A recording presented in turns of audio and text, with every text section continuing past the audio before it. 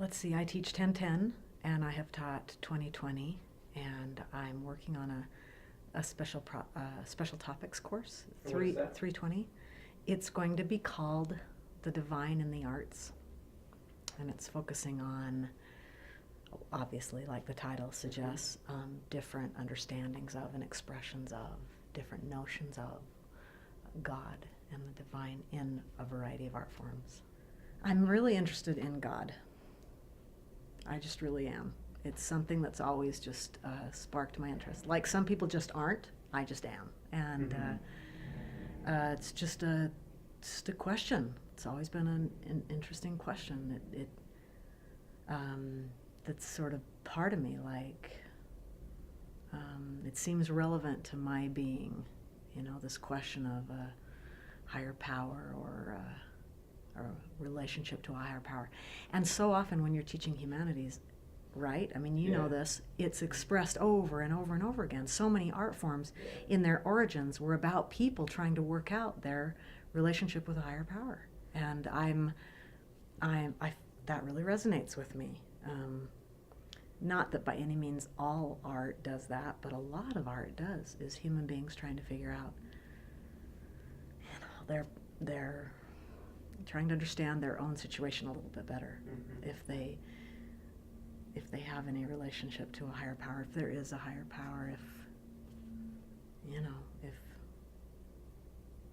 their life should take some particular form as a result, or so it's a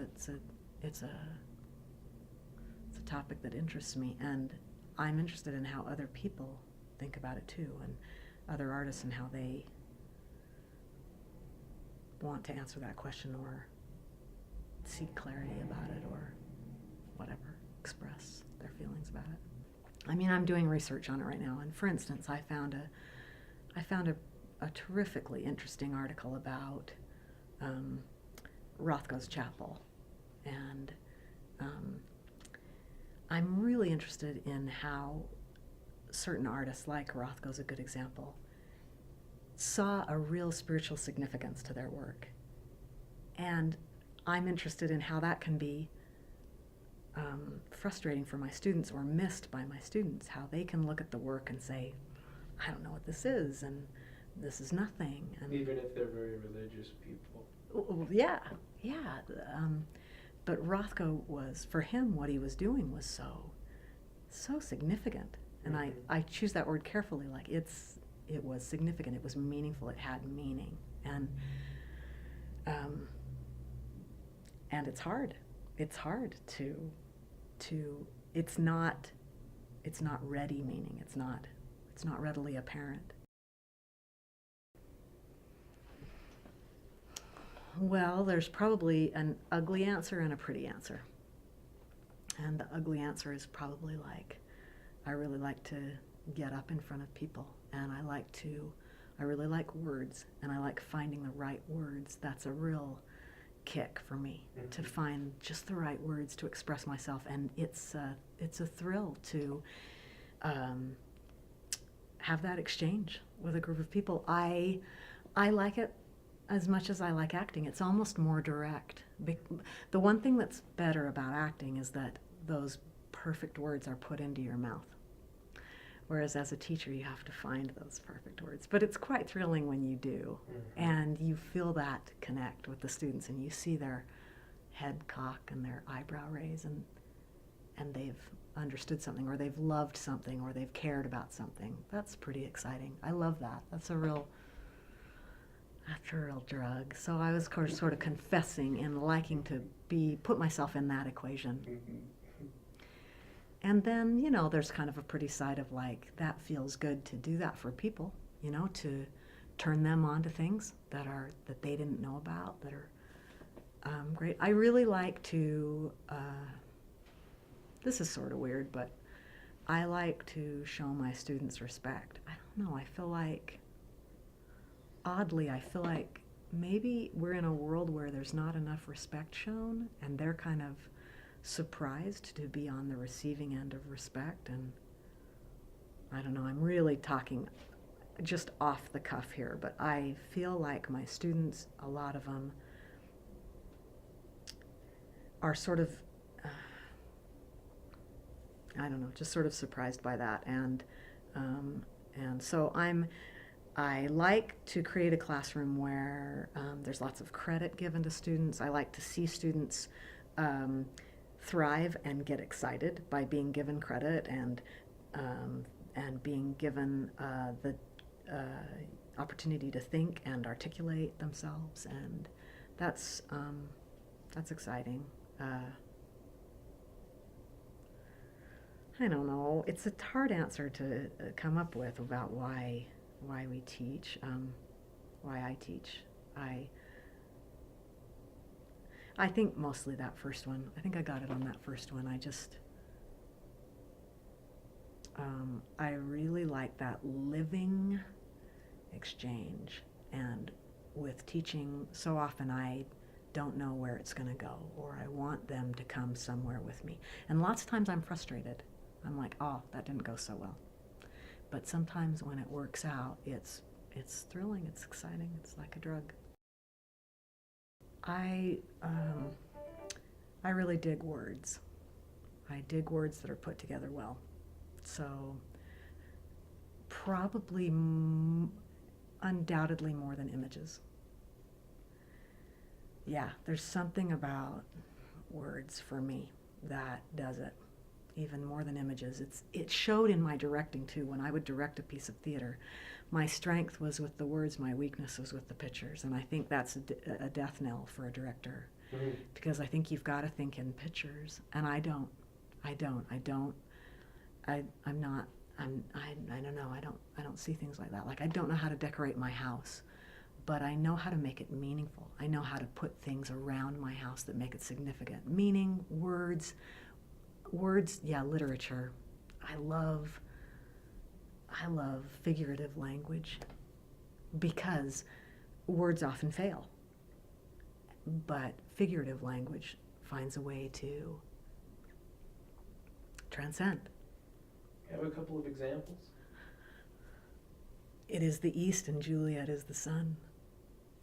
I mean, right? It's all over literature. It's so exciting to I love to talk with students about figurative language and talk to them about how moments when language has failed them, and then just say, it is the East and Juliet is the sun. He doesn't say she's like the sun. He says she is the sun. Mm-hmm. He's using hyperbole. He's using metaphor. And it's so powerful, because the sun it's life, it's light, it's warmth, it's everything. And that's what Juliet is to him. And so by that little figurative twist, he invokes so much meaning. It's so powerful.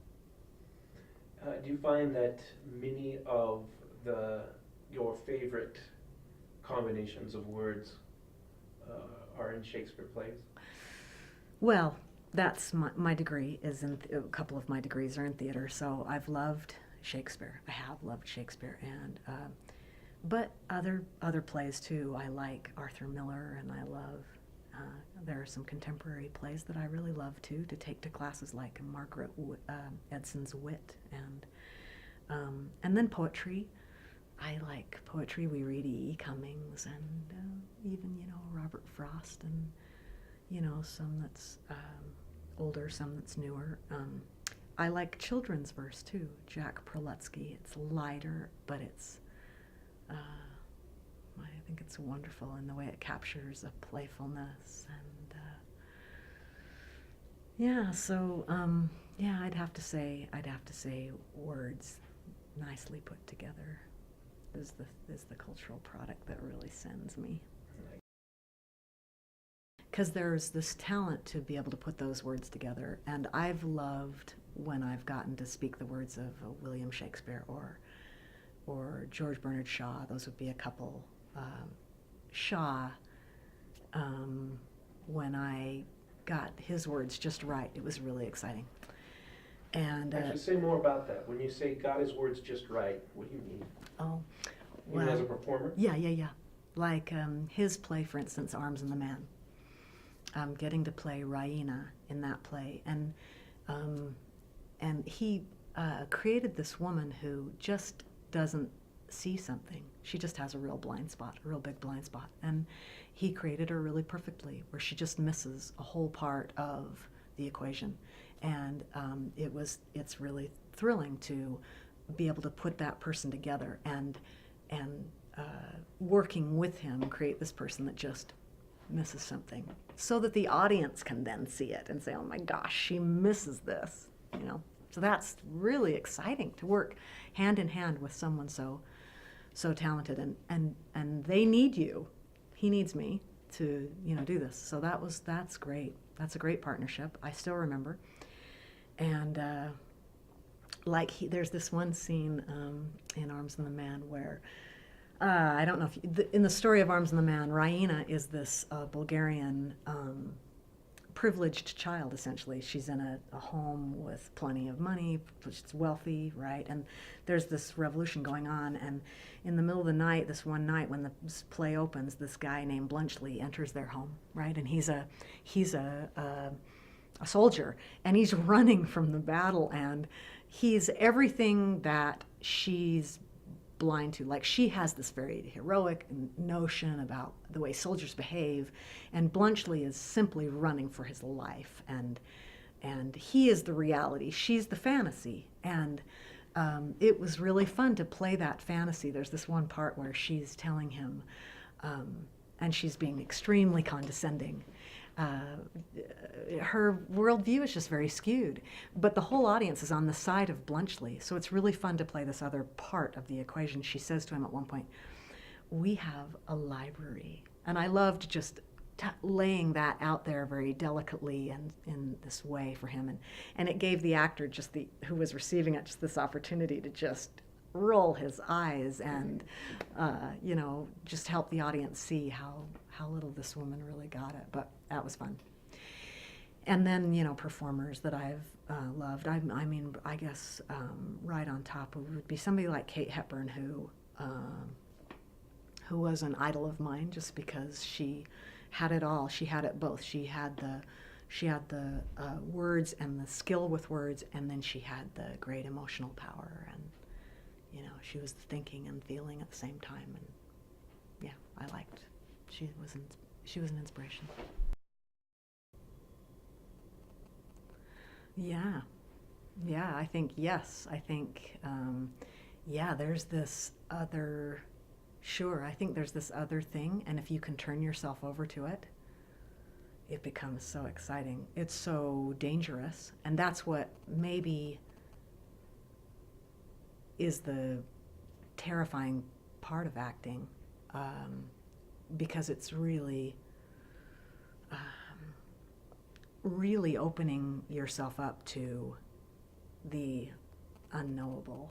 You don't know what's going to happen, and if you can really effectively make your peace with that and really open yourself up to that, I mean, the benefits, the riches that might return are pretty exciting. When you were talking, I was thinking about this one experience I had on a film shoot where it was a little independent film I was doing, but such a talented young director. His name was Jed Wells, and he invited me in this one scene, which was very flattering. We had rehearsed, which very often you don't rehearse that much in film, but we'd rehearsed minimally. And then he came to, the scene was between me and this other actor, and I was his mother and he was playing my son. And he was back from a terrible, horrific experience in Afghanistan and having a hard time carrying on. And so we were having this scene where we were, he was confronting me about I'm widowed, his father's died. But anyway, this director came to us before we shot it, and he said, I just have this feeling that the scene isn't fully actualized. I don't remember the exact words he used, but he suggested that he didn't feel like the scene was perfect, was completely consummate in its writing. And he said, so having made that admission to you, I'd like to invite you to, and he said, where's the high point in the scene? And I said, it's right here. And he said, okay, I'd like to invite you to take that, beyond that. What would come next if you were to, and so he really put it in our hands, and it was exciting. it was really exciting. And so we got, and we didn't, he said, you know, he just essentially said, have you got it? And I said, yeah. And so he just, you know, turned the cameras on, and we went to that point and beyond. And, you know, maybe that's cheating a little bit because, you know, we weren't rehearsing or anything, but I think it wasn't, because we were all prepared and we were all united. And then there was this question about where might you go, and we had to go there together. And it was scary because we didn't have a plan, but it really worked. It was exciting.